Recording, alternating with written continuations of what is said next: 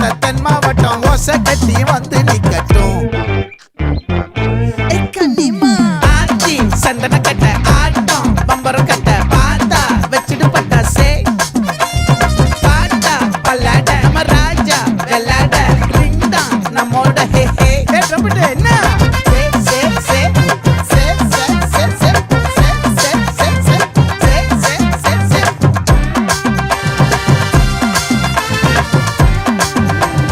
ஒட்டுமொத்த தென் மாவட்டம்